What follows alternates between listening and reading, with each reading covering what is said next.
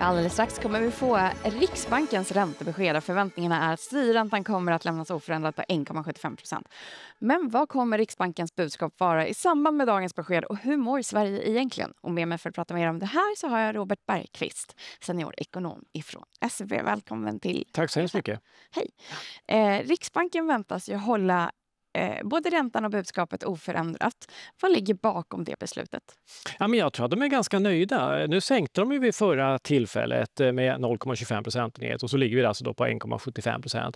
Det är en ganska, tycker jag, lagom och bra nivå för svensk ekonomi. Vi brukar säga att en normal ränta i Sverige, styrränta, borde ligga på 2,25%. Nu ligger vi alltså en halv procentenhet under. Och det gör ju faktiskt att Riksbanken nu sitter med foten på gaspedalen och trycker på svensk tillväxt. Så att, jag tror att de är väldigt nöjda.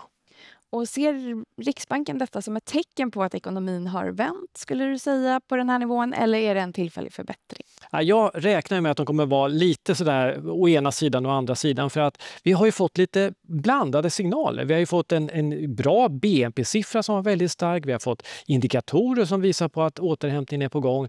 Men sen har vi Riksbankens egen företagsundersökning som var ju liksom en kalldusch liksom vad gäller dysterhet. Så att det står ju lite och väger, men jag tror att Riksbanken och Erik Thedéen sen på presskonferensen klockan 11, jag tror att han ändå kommer att andas att de är väldigt nöjda, att de tror att tillväxthjulen har alltså börjat rulla i svensk ekonomi.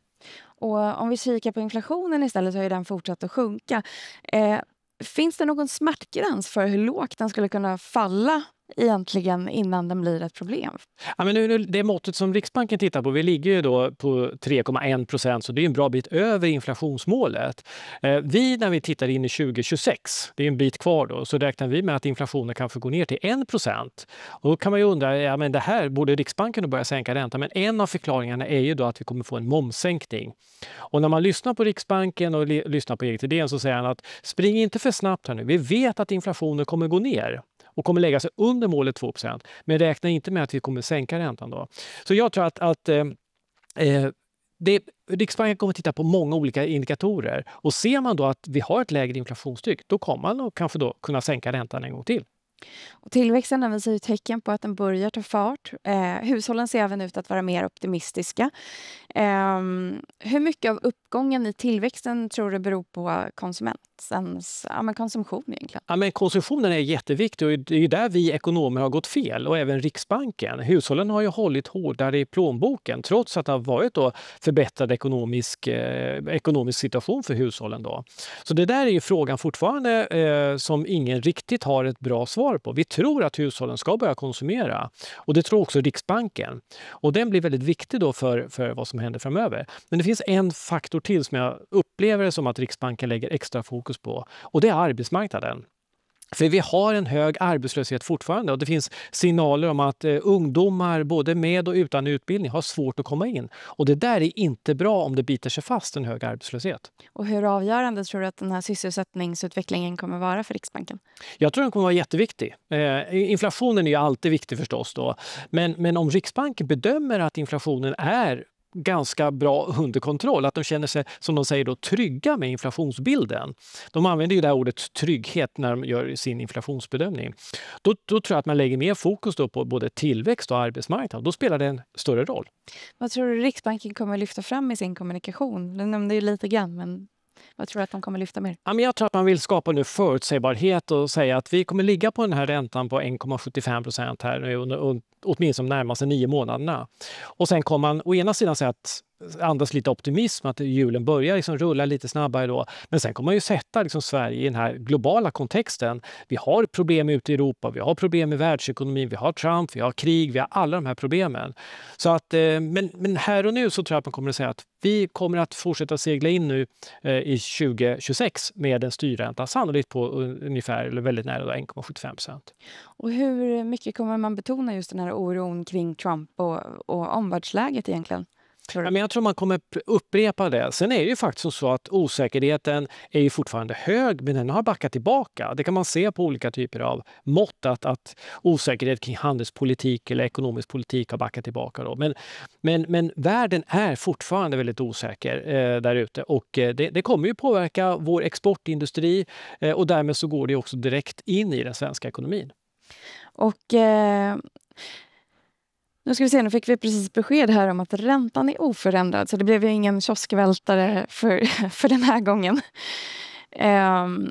Om vi kikar på räntenivån härifrån då, hur tror du Riksbanken kommer de behöva sänka ytterligare, eller hur ser din prognos eller er prognos ut härifrån? Ja, men jag tror som sagt att Riksbanken med en styrränta på 1,75% är de ganska nöjda. Man ska inte glömma heller att det som spelar roll för ekonomin, det är också det vi kallar för realräntan, alltså du rensar för inflationen. Och då kan man säga att om du har 1,75% i styrränta och sen klarar Riksbanken inflationsmålet 2%, då har du alltså negativ realränta på 0,25%. Det är bra då för ekonomin. Men när jag tittar in i 2026, vi ser ju liksom att inflationsutsikterna är ganska gynnsamma för Sverige. Av olika skäl. Vi har internationella krafter. När vi frågar företag om deras prisplaner, de är också väldigt gynnsamma.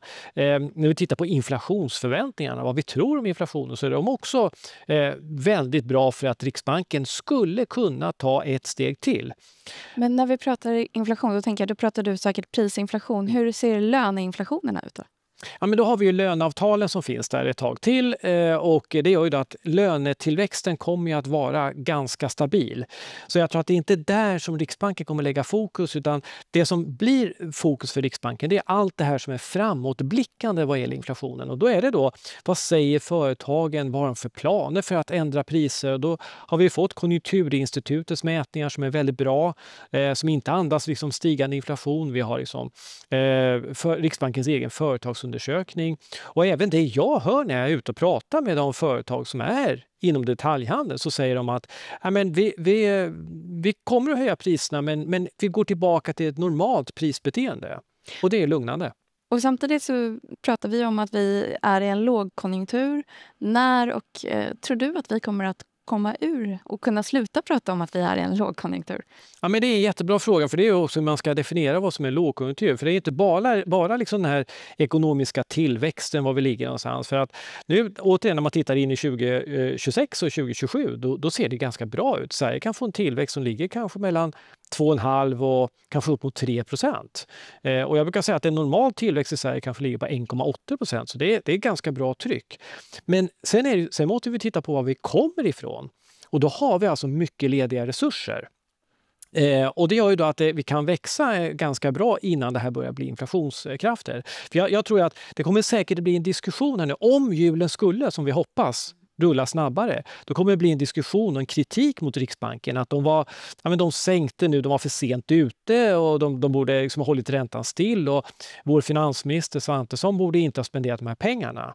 Men då tycker jag man glömmer att vi har alltså lediga resurser här och nu. Vi kan alltså öka efterfrågan i ekonomin innan det börjar uppstå flaskhalsar och bli ett inflationsproblem.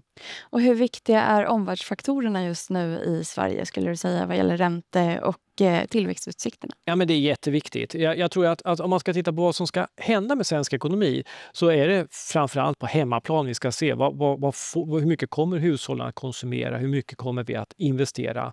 Men alltså, Sverige är ju en liten båt på ett oroligt omvärldshav.